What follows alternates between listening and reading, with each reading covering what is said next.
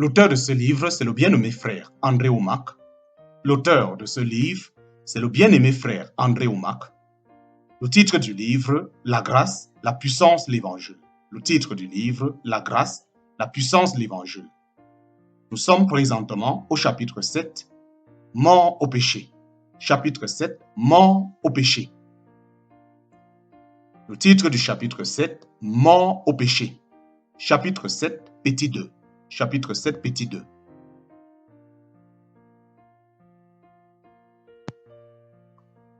Le mot péché ne fait référence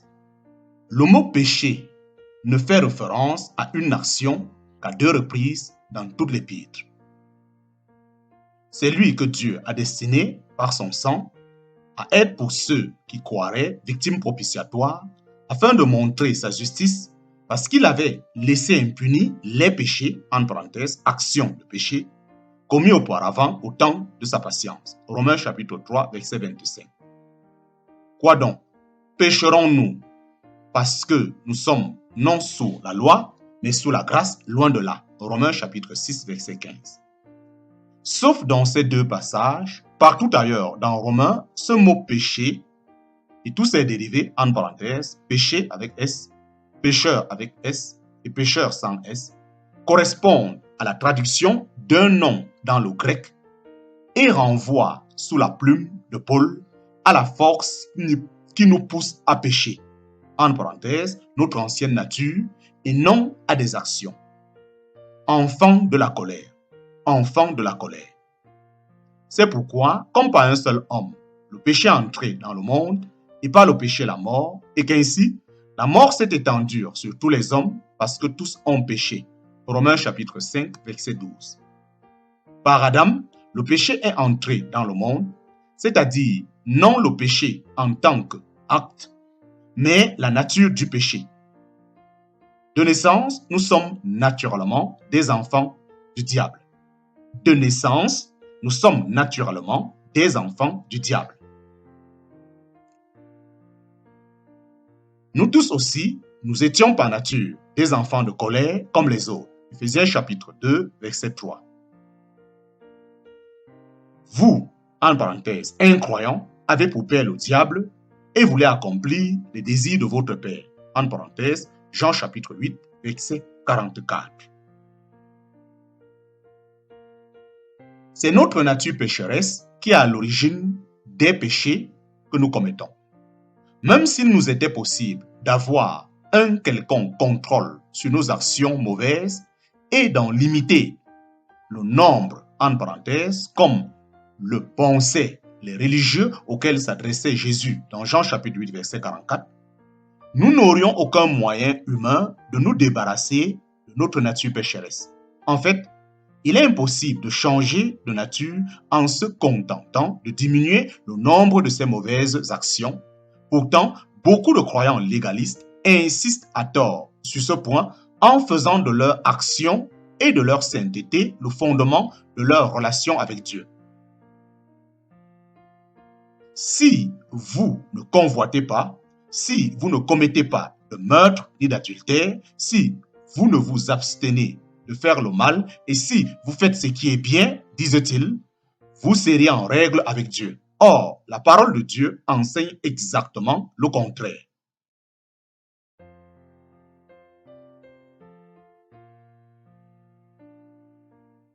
C'est notre nature pécheresse qui est à l'origine des péchés que nous commettons. Même s'il nous était possible d'avoir un quelconque contrôle sur nos actions mauvaises et d'en limiter le nombre, en parenthèse, comme le pensaient les religieux auxquels s'adressait Jésus dans Jean chapitre 8, verset 44, nous n'aurions aucun moyen humain de nous débarrasser de notre nature pécheresse. En fait, il est impossible de changer de nature en se contentant de diminuer le nombre de ces mauvaises actions. Pourtant, beaucoup de croyants légalistes insistent à tort sur ce point en faisant de leur action et de leur sainteté le fondement de leur relation avec Dieu. Si vous ne convoitez pas, si vous ne commettez pas de meurtre ni d'adultère, si vous vous abstenez de faire le mal et si vous faites ce qui est bien, disent-ils, vous serez en règle avec Dieu. Or, la parole de Dieu enseigne exactement le contraire en indiquant que si les non-croyants agissent mal, c'est qu'ils sont entraînés par une nature spirituelle qui les pousse à commettre des péchés. Grâce à Jésus-Christ, Dieu est allé jusqu'à la racine du péché, notre nature pécheresse, et nous en a débarrassés. Grâce à Jésus-Christ, Dieu est allé jusqu'à la nature. Grâce à Jésus-Christ, Dieu est allé jusqu'à la racine du péché, notre nature pécheresse, et nous en a débarrassés.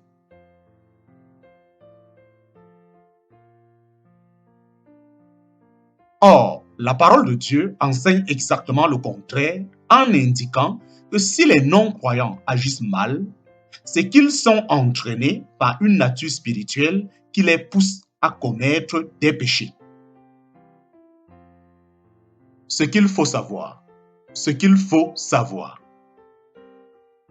Grâce à Jésus-Christ, Dieu est allé jusqu'à la racine du péché, notre nature pécheresse, et nous en a débarrassés. Il ne nous a pas seulement donné la puissance de vaincre nos actions mauvaises, il s'est occupé de ce qui, en nous, était corrompu et nous forçait à vivre dans le péché. Lorsque Jésus est allé à la croix, il n'a pas seulement pris sur lui nos actions pécheresses, il a aussi porté la racine de notre péché, notre nature pécheresse. Alléluia. Amen. Grâce à Jésus-Christ, Dieu est allé jusqu'à la racine du péché, notre nature pécheresse, et nous en a débarrassés. Il ne nous a pas seulement donné la puissance de vaincre nos actions mauvaises, il s'est occupé de ce qui, en nous, était corrompu et nous forçait à vivre dans le péché. Lorsque Jésus est allé à la croix, il n'a pas seulement pris sur lui nos actions pécheresses, il a aussi porté la racine de notre péché, notre nature pécheresse. Celui qui n'a point connu le péché, il a fait devenir péché pour nous, afin que nous devenions en lui justice de Dieu. 2 Corinthiens chapitre 5, verset 21. Celui qui n'a point connu de péché, il a fait devenir péché pour nous, afin que nous devenions en lui justice de Dieu. 2 Corinthiens chapitre 5, verset 21. Jésus n'a pas simplement porté le péché, il est devenu péché. Ayant pris sur lui cette nature de péché, il a souffert la séparation d'avec Dieu. Il a enduré de la part de Dieu le rejet et le châtiment que méritait notre condition de pécheur et il est mort à cette ancienne nature pécheresse. Jésus l'a véritablement mis à mort, puis est ressuscité des morts avec une vie nouvelle qui n'est ni corrompue ni susceptible de péché. Cette vie nouvelle ne porte en elle ni propension à pécher, ni tendance au mal, ni désir constant pour le péché. C'est pourquoi les actions mauvaises ne la dominent pas ou n'y trouvent pas leur place. Jésus n'a pas simplement porté le péché. Il est devenu péché.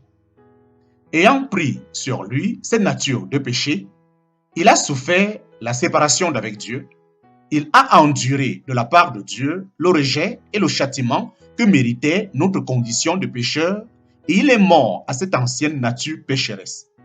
Jésus l'a véritablement mise à mort, puis est ressuscité des morts avec une vie nouvelle qui n'est ni corrompue ni susceptible de péché.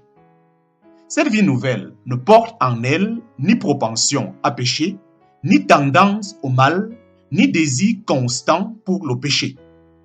C'est pourquoi les actions mauvaises ne la dominent pas ou n'y trouvent pas leur place. Il est impossible de changer de nature en diminuant le nombre de ses péchés. Il est impossible de changer de nature en diminuant le nombre de ses péchés. En effet, si nous sommes devenus une même plante avec lui par la conformité à sa mort, nous le serions aussi par la conformité à sa résurrection, sachant que, Romains chapitre 5, Romains chapitre 6, versets 5 et 6a. En effet, si nous sommes devenus une même plante avec lui par la conformité à sa mort, nous le serons aussi par la conformité à sa résurrection, sachant que, Romains chapitre 6, versets 5 et 6a,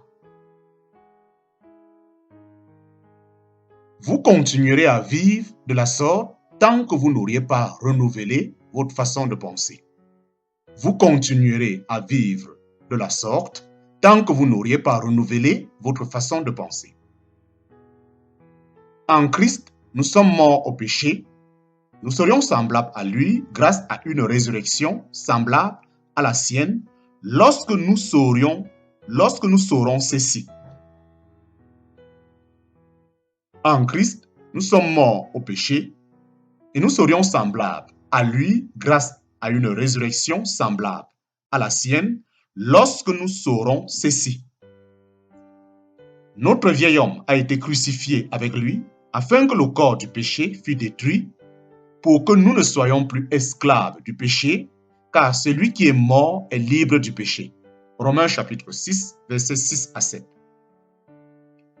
Notre vieil homme a été crucifié avec lui afin que le corps du péché fût détruit pour que nous ne soyons plus esclaves du péché, car celui qui est mort est libre du péché. Romains chapitre 6, versets 6 à 7.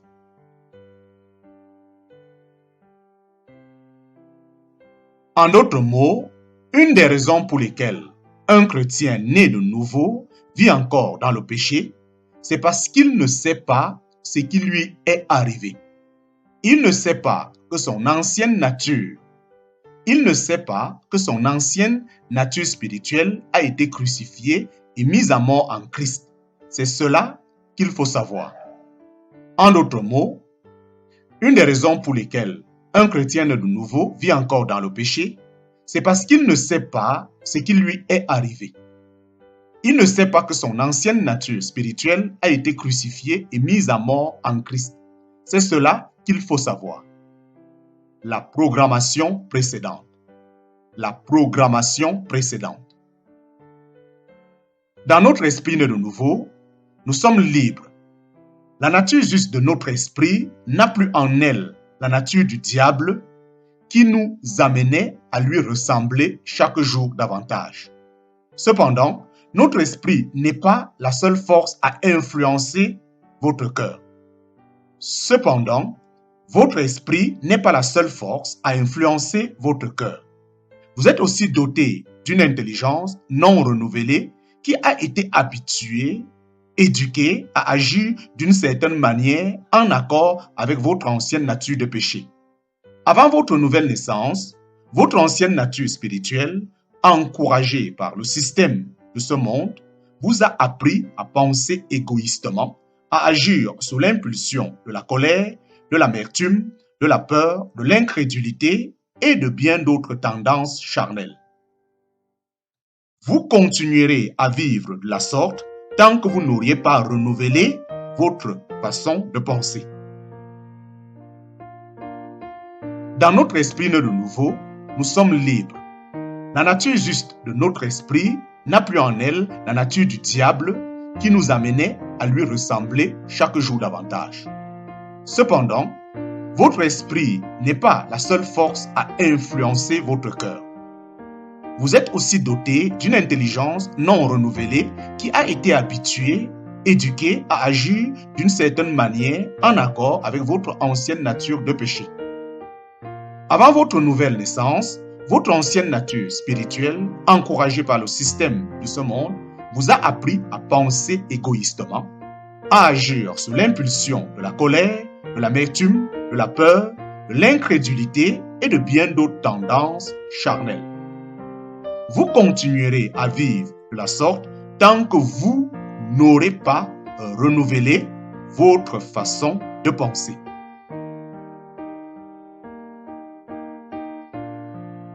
Votre intelligence naturelle est comme un ordinateur.